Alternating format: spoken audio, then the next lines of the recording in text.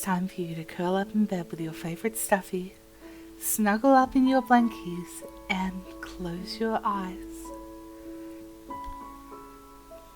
Tonight we'll be reading The Tale of Peter Rabbit by Beatrix Potter.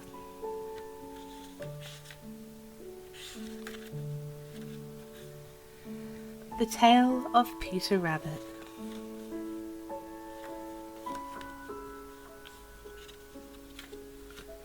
Once upon a time, there were 4 little rabbits, and their names were Flopsy, Mopsy, Cottontail, and Peter. They lived with their mother in the sandbank, underneath the root of a very big fir tree. "Now, my dears," said old Mrs. Rabbit one morning, "you may go into the field or down the lane, but do not go into Mr. McGregor's garden. Your father had an accident there. He was put into a pie by Mr. McGregor. Now, run along and don't get into mischief. I am going out." Then old Mrs. Rabbit took a basket and her umbrella and went through the woods to the baker's. She bought a loaf of brown bread and 5 currant buns. Flopsy, Mopsy, and Cottontail, who were good little bunnies, went down the lane to gather blackberries. But Peter, who was very naughty, ran straight away to Mr. McGregor's garden and squeezed under the fence. First, he ate some lettuce and some French beans. Then, he ate some radishes. And then, feeling rather sick, he went to look for some parsley. But round the end of the cucumber frame, whom should he meet but Mr. McGregor? Mr. McGregor was on his hands and knees, planting out young cabbages, but he jumped up and ran after Peter, waving a rake and calling out, "Stop, thief!" Peter was most dreadfully frightened. He rushed all over the garden, for he had forgotten the way back to the gate. He lost one of his shoes amongst the cabbages, and the other shoe amongst the potatoes.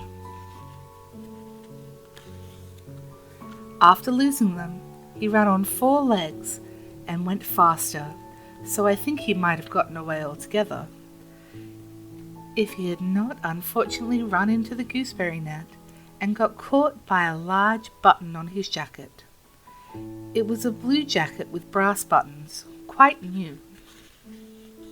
Peter gave himself up for lost and shed big tears, but his sobs were overheard by some friendly sparrows, who flew in to help him with great excitement and implored him to exert himself.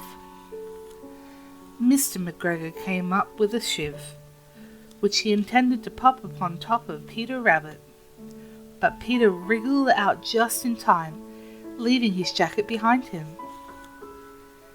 and rushed into the tool shed and jumped into a can.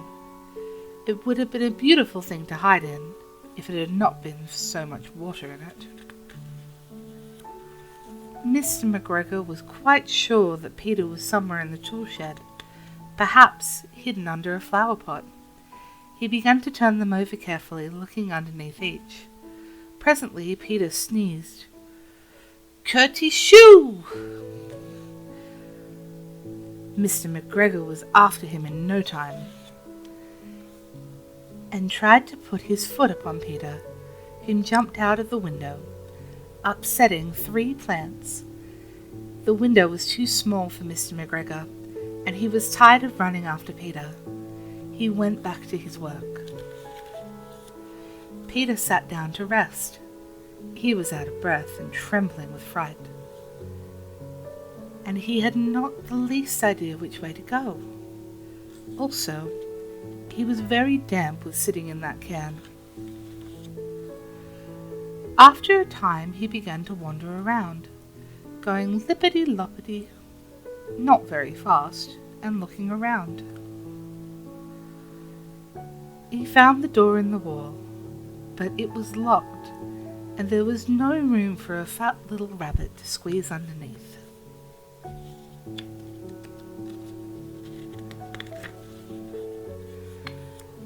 An old mouse was running in and over the stone doorstep, carrying peas and beans to her family in the wood.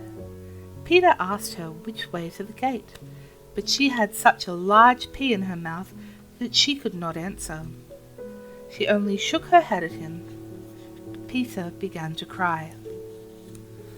Then he tried to find his way straight across the garden, but became more and more puzzled. Presently he came to a pond where Mr. McGregor filled his water cans. A white cat was staring at some goldfish. She sat very, very still. But now and then the tip of her tail twitched as if it were alive.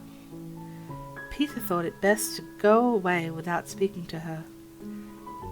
He had heard about cats from his cousin, little Benjamin Bunny.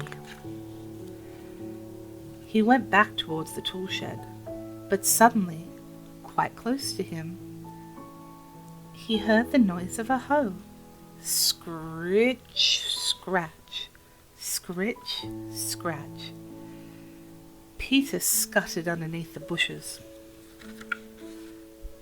But presently, as nothing happened, he came out and climbed upon a wheelbarrow and peered over. The first thing he saw was Mr. McGregor hoeing onions. His back was turned towards Peter, and beyond him was the gate. Peter got down very quietly off the wheelbarrow and started running as fast as he could along a straight walk behind some black currant bushes. Mr. McGregor caught sight of him at the corner, but Peter did not care. He slipped underneath the gate and was safe at last in the woods outside the garden. Mr. McGregor hung up the little jacket and shoes for a scarecrow to frighten off the blackbirds. Peter never stopped running or looked behind him till he was home to the big fig tree. He was so tired that he flopped down upon a nice soft sand on the floor of the rabbit hole and shut his eyes.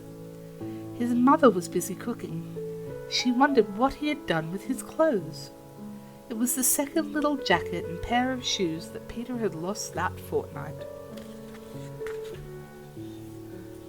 I am sorry to say that Peter was not very well during the evening. His mother put him to bed and made some chamomile tea, and she gave a dose of it to Peter. 1 tablespoon should be taken at bedtime. But Flopsy, Mopsy, and Cottontail had bread and milk and blackberries for supper. The end. Good night and sweet dreams.